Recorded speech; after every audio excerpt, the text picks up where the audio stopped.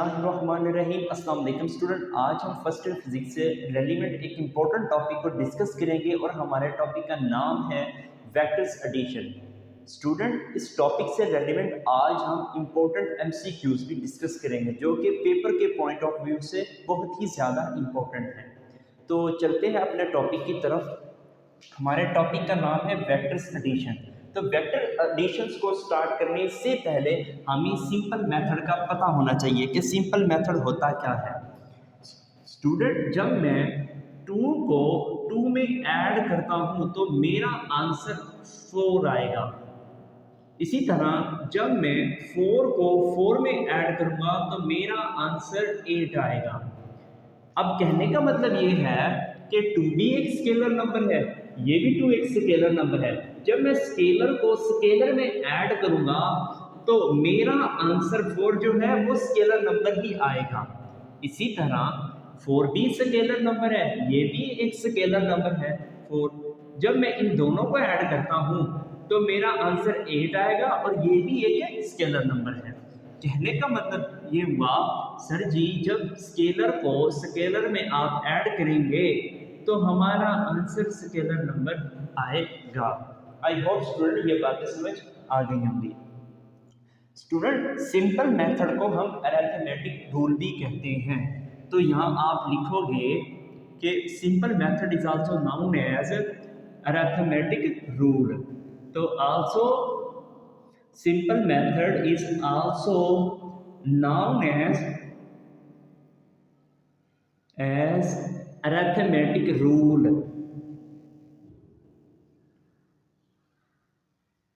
arithmetic rule, तो simple method को हम अरिथमेटिक रूल भी कहेंगे। अब स्टूडेंट चलते हैं अपने टॉपिक की तरफ। एडिशन जो होती है हमारे पास वो 2 टाइप्स की होती है। पहले बच्चों, स्केलर को जब मैं वेक्टर्स में ऐड करूंगा और दूसरी जो एडिशन होगी वो वेक्टर्स को हम वेक्टर्स में ऐड करेंगे। अब हम ये समझते हैं कि स्केलर को वेक्टर्स में हम ऐड करेंगे। तो डियर स्टूडेंट, स्केलर को वेक्टर्स में हम कभी भी ऐड नहीं कर सकते। दोबारा सुने, स्केलर को वेक्टर्स में हम कभी भी ऐड नहीं कर सकते। तो ये आपकी एक्सरसाइज का शॉर्ट क्वेश्चन है। शॉर्ट क्वेश्चन कौन सा है बच्चों? 2.9। तो 2.9 एक्सरसाइज का शॉर्ट क्वेश्चन है, वो ये है, क्या हम स्केलर को वेक्टर्स में ऐड कर सकते हैं? तो बच्चों, ये जो केस बनेगा ये केस है इम्पॉसिबल।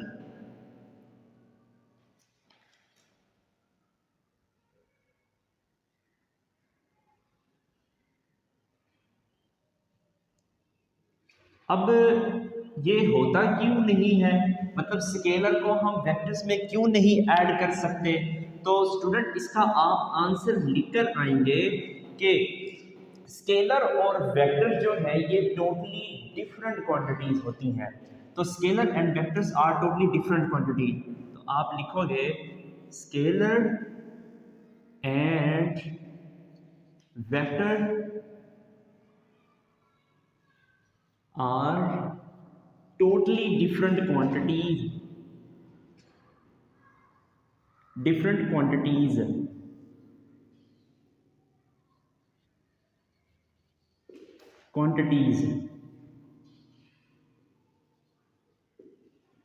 कि स्केलर और वेक्टर जो होती है ये टोटली डिफरेंट क्वांटिटीज होती हैं।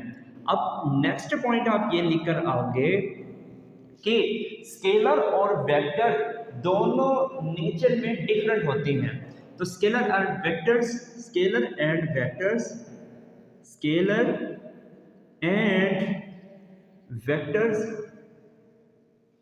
Are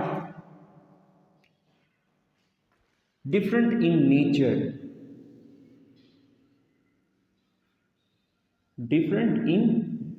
nature. Student, next point आप ये लिख कर आओगे कि स्केलर को हम सिंपल मेथड की मदद से ऐड अप करते हैं। तो scalar can be added by simple method या अरिथमेटिक रूल कहते हैं हम। तो scalar can be scalars can be added by simple method,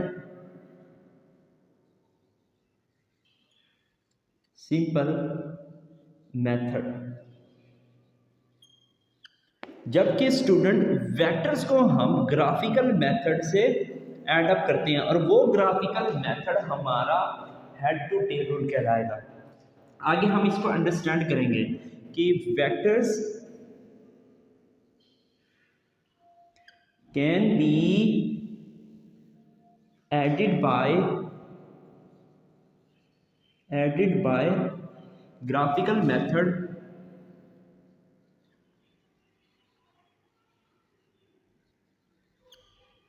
method और वो ग्राफिकल मेथड हमारा क्या बनेगा बच्चों, head to tail rule. Head to tail rule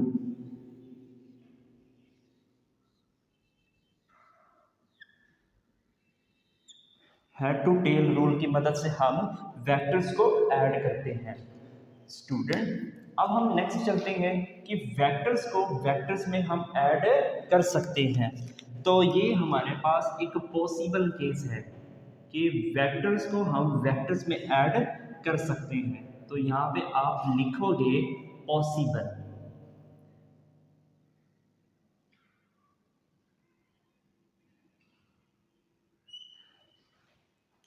अब इसकी जो पहली लाइन है वो ये है कि सिमिलर क्वांटिटी के जो वेक्टर्स होंगे उनको हम ऐड कर सकते हैं। Vector addition among the similar quantity. तो यहाँ पे आप पॉइंट लिखोगे, समझाता हूँ आगे एग्जांपल देकर कि vectors addition among the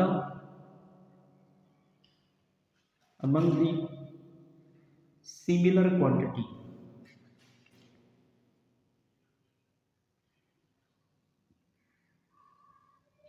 similar quantities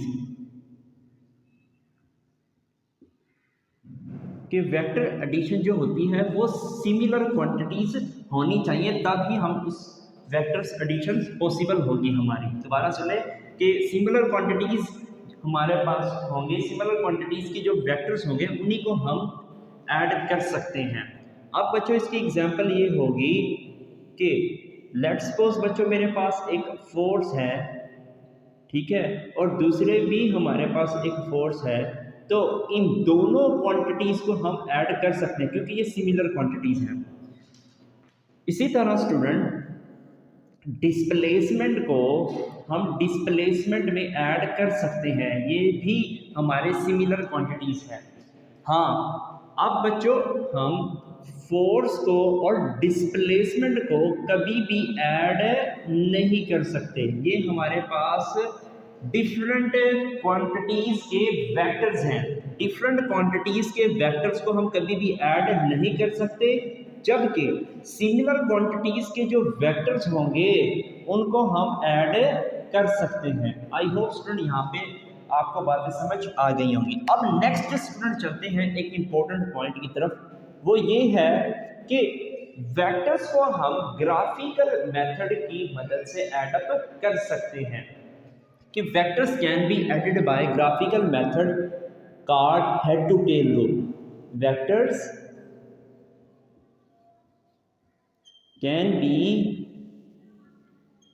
added by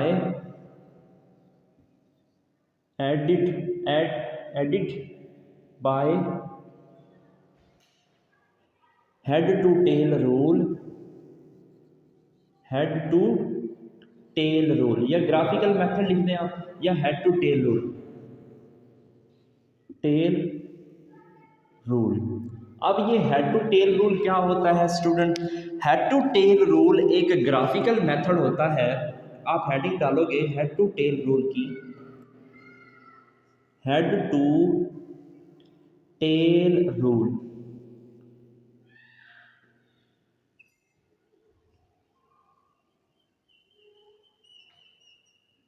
head to tail rule एक ग्राफिकल मेथड होता है जिसकी मदद से हम दो या दो से ज़्यादा वेक्टर्स को हम ऐड अप करते हैं। तो head to tail rule is the graphical method, head to tail rule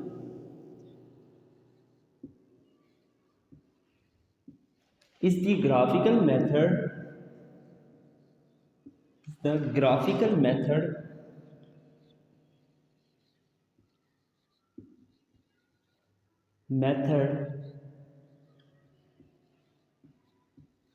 to add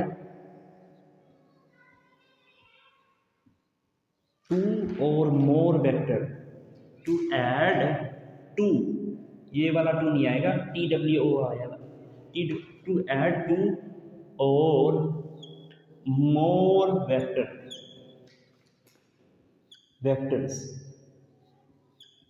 कि graphical head to tail rule एक ग्राफिकल मेथड होता है जिसमें हम दो या दो से ज़्यादा वेक्टर्स को हम ऐड अप करते हैं। अब बच्चों इसकी एग्जांपल आप लिखोगे, लेट्स सपोज स्टूडेंट मेरे पास एक वेक्टर्स ए है, ये हमारे पास वेक्टर्स है ए वेक्टर्स। अब दूसरा वेक्टर बच्चों ये है। अब हम इन दोनों वेक्टर्स को ग्राफिकली ऐड करेंगे। किस तरह से करेंगे ये सीखते हैं ना स्टूडेंट। ये जो वेक्टर्स ए है, अब मैं इसको पैरेलल मूव करवाऊंगा। पैरेलल मूव करवाने का फायदा ये होता है कि ना तो इसकी मैग्नीट्यूड में फर्क आएगा, ना तो इसकी डायरेक्शन में फर्क आएगा। अब बच्चों मैं इसको पैरेलल मैंने मूव करवाया तो ये वाला वेक्टर कुछ इस तरह से बनेगा,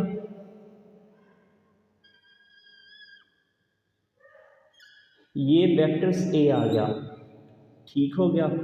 अब ये वाला जो वेक्टर बी है, अब मैंने इसको पैरेलल मूव करवाया तो ये वाला वेक्टर जो बनेगा वो हमारा कुछ इस तरह से बनेगा। ये वेक्टर आ गया बच्चों बी वेक्टर्स, ठीक है। अब आप यहाँ पे देख सकते हैं कि पहले वेक्टर का हेड और दूसरे वेक्टर की टेल के साथ हमने कंसाइड कर दिया है और यही मेथड हमारा हेड टू टेल रूल कहलाएगा। अब स्टूडेंट इन दोनों वेक्टर्स के ऐड करने से एक रिजल्टेंट वेक्टर मिलेगा। दोबारा सुन ले, इन दोनों वेक्टर्स के ऐड करने से हमें एक रिजल्टेंट वेक्टर मिलेगा। अब रिजल्टेंट वेक्टर क्या होता है, इन दोनों का बच्चों कंबाइन किया, कंबाइन करने से हमें एक वेक्टर्स मिलेगा, वो वेक्टर्स हमारा रिजल्टेंट वेक्टर कहलाएगा। तो ये हमारा आ गया है रिजल्टेंट वेक्टर। तो रिजल्टेंट वेक्टर्स को हम कैपिटल आर से रिप्रेजेंट करते हैं। तो capital R is equal to A plus B, तो ये हमारा रिजल्टेंट वेक्टर आ गया है, ठीक है। रिजल्टेंट वेक्टर की कंडीशन ये होती है कि पहले वेक्टर के बच्चों टेल से टेल मिलानी है और लास्ट वेक्टर का हेड से हमने हेड मिलाना है, तो हमारा रिजल्टेंट वेक्टर आ जाएगा। अब यहाँ पे बच्चों रिजल्टेंट वेक्टर की हम डेफिनेशन लिखते हैं कि रिजल्टेंट वेक्टर क्या होता है। तो आप लिखोगे बच्चों resultant vector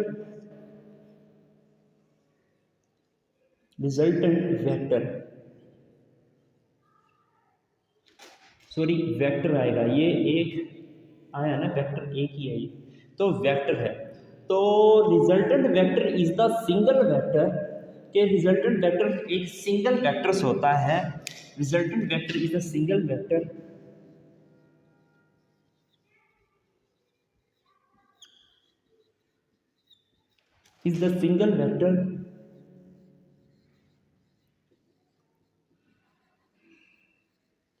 single vectors which gives combined effect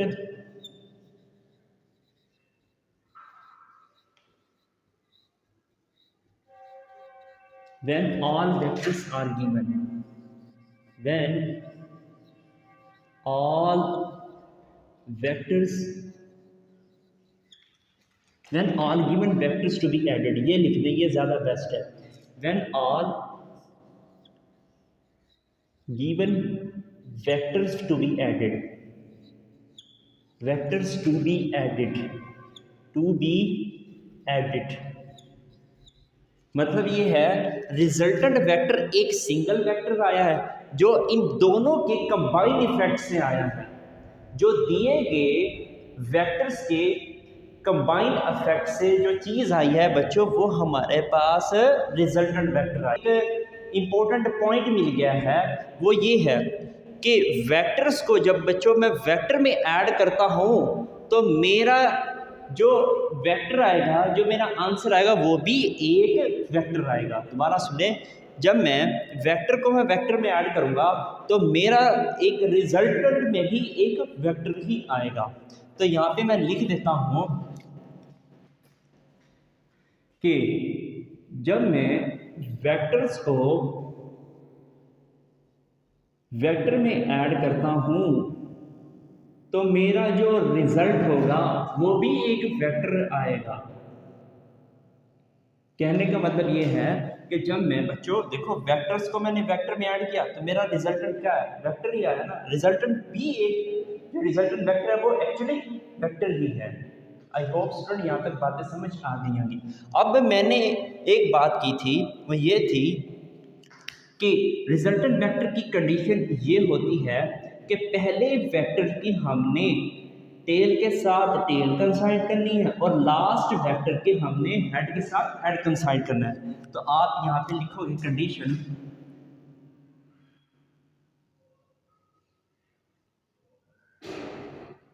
कि tail coincide with tail and head coincide with head. Tail coincide with tail, tail coincide with tail and head coincide with head and head coincide with head। मतलब tell के साथ हम tell मिलाएंगे और head के साथ हम हेड मिलाएंगे। तो ये बच्चों इसकी होती है कंडीशन। सही हो गया। अब एक इम्पोर्टेंट एमसीक्यूज को हम डिस्कस करेंगे, वो ये है, आपने बच्चों गौर से देखना है कि which one of the resultant vector, कि इनमें से रिजल्टेंट वेक्टर कौन सा है।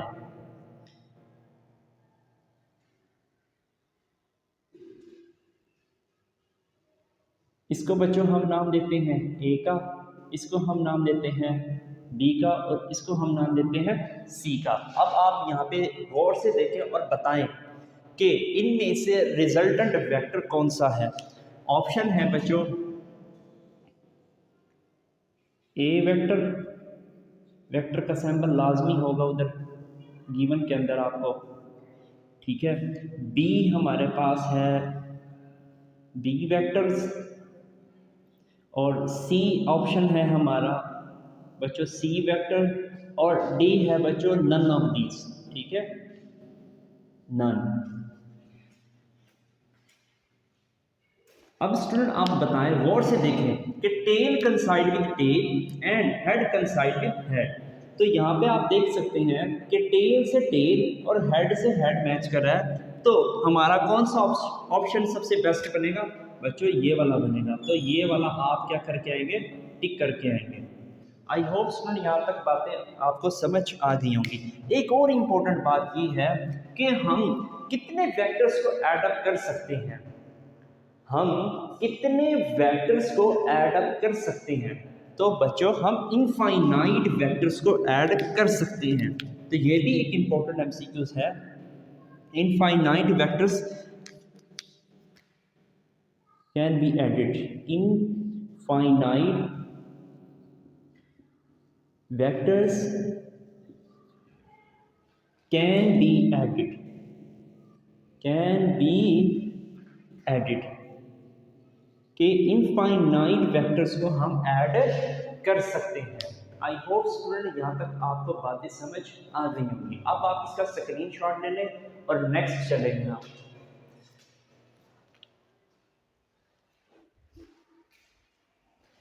डियर स्टूडेंट, नेक्स्ट आप हेडिंग डालेंगे कि scalar addition and vector addition. जो स्केलर एडिशन का जो आंसर होता है वो हमारे पास फिक्स्ड आता है, तो इसका जो आंसर होगा, आंसर क्या होगा हमारे पास, इसका बच्चों फिक्स्ड रहेगा। ठीक है, जबकि वेक्टर एडिशन का जो आंसर आएगा वो हमारे पास रेंज के अंदर लाई करेगा। आंसर किस में लाई करेगा बच्चों, रेंज में। रेंज में इसका आंसर लाई करेगा। अब हम समझते हैं एक इंपॉर्टेंट पॉइंट को स्टूडेंट। अब हम एक केस लेंगे, एक पैरेलल केस लेते हैं वेक्टर्स का, और दूसरा हम केस लेंगे एंटी पैरेलल वेक्टर्स। तो सबसे पहले बच्चों है हमारे पास दो वेक्टर्स हैं और दोनों वेक्टर जो हैं वो पैरेलल हैं। Case 1, both vectors are parallel, both vectors are parallel.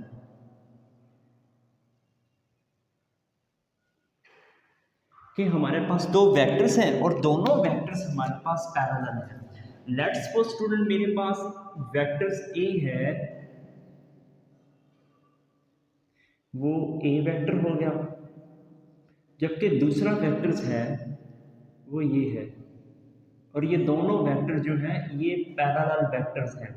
अब स्टूडेंट मैं इन दोनों वेक्टर्स को head to tail rule adopt करता हूँ। तो by using the head to tail rule, तो पहला वेक्टर बच्चों ये आ गया।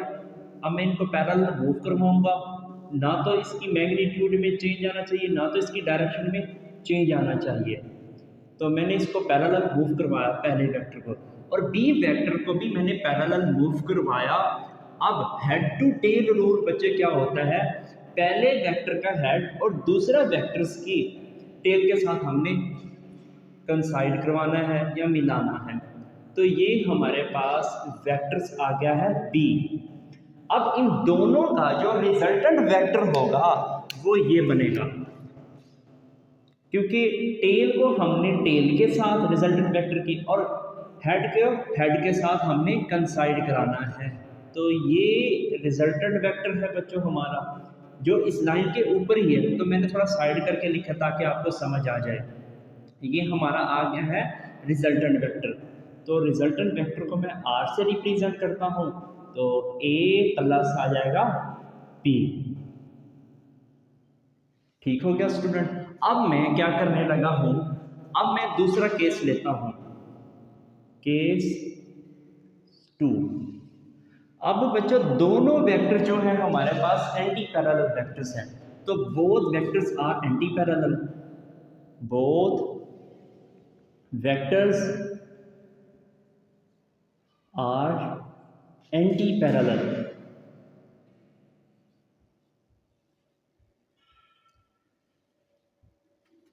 हमारे पास जब दो वेक्टर्स होंगे वो दोनों एंटी पैरेलल है। पहला वेक्टर बच्चों हमारा ए वेक्टर है, ये आ गया ए वेक्टर, जबकि दूसरा वेक्टर है स्टूडेंट वो ये है, ये हो गया हमारा बी वेक्टर्स। ठीक है, अब स्टूडेंट हमने इन दोनों वेक्टर्स को हेड टू टेल रूल मिलाना है। ये है बच्चों पहला वेक्टर, ठीक है, हमने इसको पैरेलल मूव करवाया, ना तो इसकी मैग्नीट्यूड में फर्क आएगा ना तो इसकी डायरेक्शन में फर्क आएगा। तो मैं इसको बच्चों ए का नाम देता हूँ, ए वेक्टर्स का। अब जो दूसरा वेक्टर्स है, दूसरा वेक्टर बच्चों देखो यहाँ पे गौर से, दूसरा वेक्टर्स के मैंने क्या किया है, पहले वेक्टर की हेड के साथ और दूसरे वेक्टर को टेल मिला दिया। दोबारा सुन लें, पहले वेक्टर्स का हेड और दूसरे वेक्टर्स की टेल के साथ हम कंसाइड करेंगे, यही होता है ना। और ये हमारा आ गया है बच्चों बी वेक्टर्स। अब हेड टू टेल रूल के ज़रिए से मैंने इन दोनों को कर दिया कंबाइन। जो हमारा रिजल्टेंट वेक्टर होगा ना स्टूडेंट, रिजल्टेंट वेक्टर वो ये बनेगा, ठीक है। जस्ट हमारे पास ये वाला क्या आएगा, रिजल्टेंट वेक्टर आएगा। ये वाला जो पोर्शन होगा ना वेक्टर ए में से वेक्टर बी कैंसल हो जाएगा, ये हमारे पास जस्ट रिजल्टेंट वेक्टर बनेगा। दोबारा सुन लें कि हमारे पास क्या बनेगा बच्चों, ये ए वेक्टर्स है, ये बी वेक्टर है। हेड टू टेल रूल मैंने ज्वाइन करवा दिया इन दोनों को क्योंकि एंटी पैरेलल केस हैं। अब मैंने बच्चों क्या किया, पहले वेक्टर का हेड और दूसरे वेक्टर की टेल के साथ मैंने ज्वाइन किया। अब मैंने जो रिजल्टेंट वेक्टर होगा वो हमारा जस्ट ये वाला पोर्शन आएगा, ठीक है। ये वाला जो पोर्शन होगा, ये वाला पोर्शन होगा, ये कैंसल आउट हो जाएगा, ठीक है। ये वाला एक दूसरे के क्या थे, ऑपोजिट थे, ऑपोजिट होने की वजह से कैंसिल हो गया और ये जस्ट हमारा रिजल्टेंट वेक्टर आएगा। आई होप ये बातें समझ आ गई होंगी स्टूडेंट। अब यहाँ पे एक डियर स्टूडेंट, यहाँ पे हमें एक इम्पोर्टेंट बात सीखने को मिली है, वो ये है कि जब हमारे पास दो वेक्टर्स पैरेलल होंगे तो हमारा रिजल्टेंट वेक्टर जो होगा वो मैक्सिमम आएगा। जब दोनों वेक्टर्स हमारे पैरेलल होंगे तो हमारा जो रिजल्टेंट वेक्टर्स होगा वो क्या आएगा, मैक्सिमम आएगा। Resultant vector will be maximum. तो resultant vector will be maximum. जब दोनों वेक्टर हमारे पास पैरेलल होंगे तो हमारा जो रिजल्टेंट वेक्टर होगा वो मैक्सिमम होगा।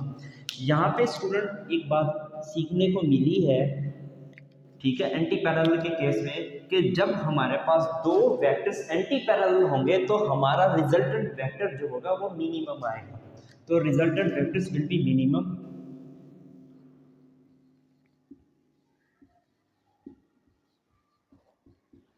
Vectors resultant vector will B minimum, B minimum, ठीक हो गया बच्चों। आई होप ये बातें समझ आ गई होंगी। अब आपका क्वेश्चन ये है, क्या सर जी इन दोनों के बिटवीन में भी लाई कर सकता है हमारा वेक्टर्स? बिल्कुल स्टूडेंट, लाई कर सकता है, ठीक हो गया। दोबारा सुने, इन दोनों के बिटवीन में भी हमारा जो वेक्टर्स होगा वो लाई कर सकता है रिजल्टेंट वेक्टर, सही है।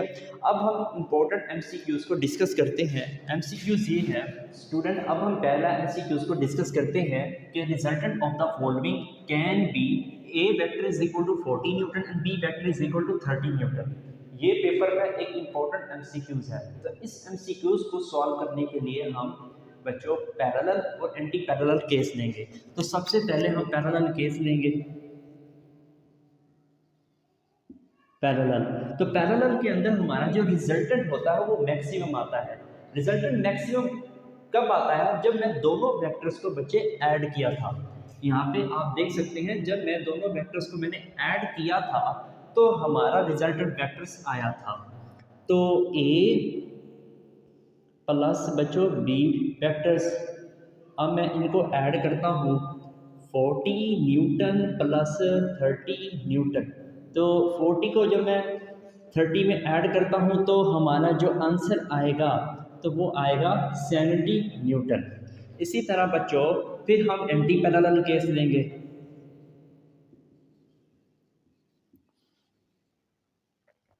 एंटी पैरेलल, तो एंटी पैरेलल में हम क्या करते हैं स्टूडेंट, ये दोनों वेक्टर्स एक दूसरे के एंटी पैरेलल हैं। जो हमारा रिजल्टेंट वेक्टर होगा वो इन दोनों के सब्ट्रैक्शन से आएगा और जो हमारा रिजल्टेंट वेक्टर होगा वो मिनिमम होगा।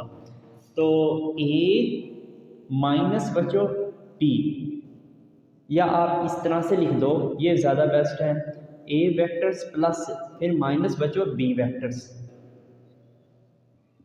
अब बच्चों क्या करते हैं, हम इनको करते हैं फिर सॉल्व।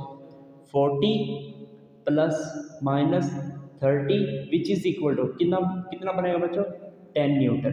तो ये हमारा आ गया है 10 न्यूटन। अब क्या करते हैं बच्चे, आप इन दोनों को देखते हैं फिर एमसीक्यूज फिर लगा देते हैं। 80 80 तो नहीं है, फिर 5 5 भी नहीं है, 20 20 तो वैसे भी नहीं है, फिर डी ऑप्शन है नन ऑफ दिस। जो बच्चे होते हैं ना वो भाग के ये वाला ऑप्शन टिक कर देते हैं। तो आप अच्छे बच्चे हैं, आपने गलती नहीं करनी है, ठीक है।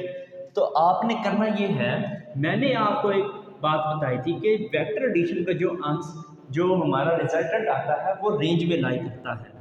इसका मतलब ये है कि 70 से बच्चों ज़्यादा नहीं हो सकता है, सही है, और 10 से बच्चों कम नहीं हो सकता है हमारा आंसर। तो इसको आपने देखना है, 70 हो सकता है, 10 हो सकता है, लेकिन 70 से ज़्यादा नहीं हो सकता है और 10 से बच्चों कम नहीं हो सकता है। इन दोनों के बिटवीन में हमारा आंसर लाई करेगा, ठीक है। अब इसको सॉल्व करते हैं। 80 क्योंकि 70 से ज़्यादा है, ये भी नहीं हो सकता। अब बच्चों 5 10 से कम है, तो ये भी वैसे नहीं हो सकता। अब बच्चों 20, हाँ 10 से ज़्यादा है, तो ये वाला हमारा आंसर हो सकता है।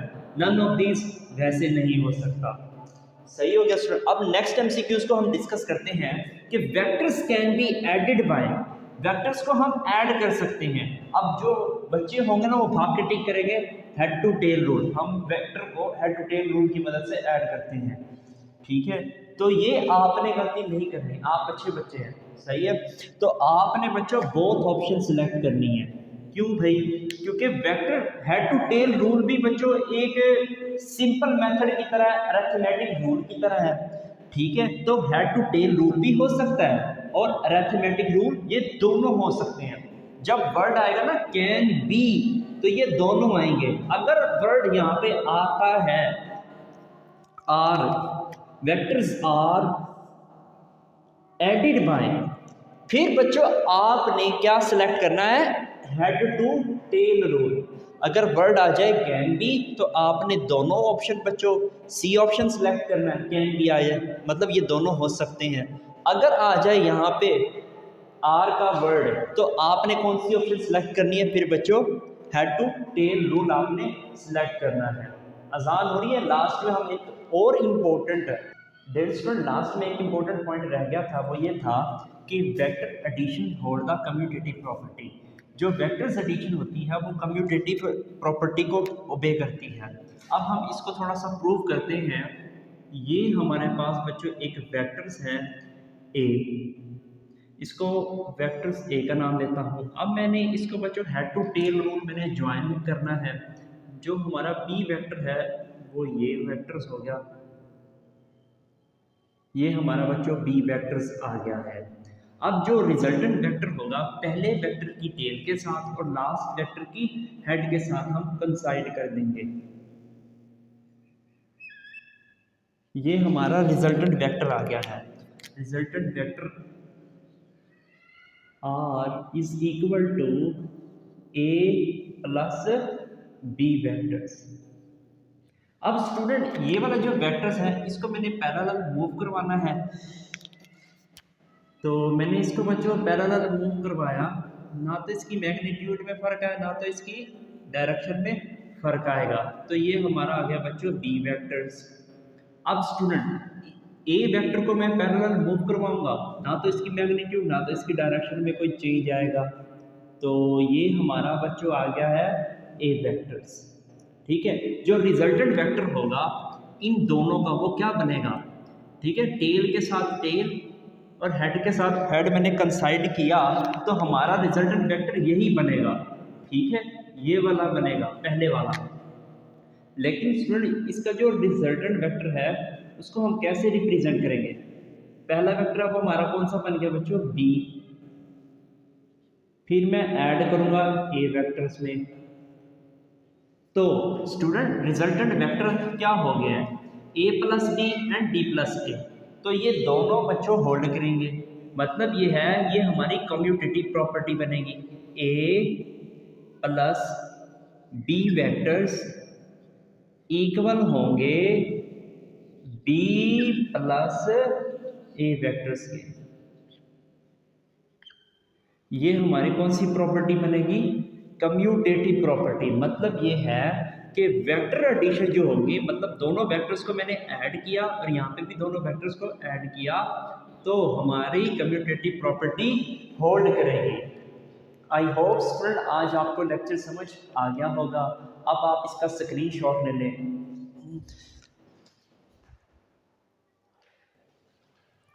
आई होप स्टूडेंट आज आपको लेक्चर समझ आ गया होगा। अगर आप मेरे चैनल पर नए आए हैं तो लाजमी सब्सक्राइब करें। मिलते हैं एक और नए लेक्चर में, तब तक के लिए टिल देन अल्लाह हाफिज़।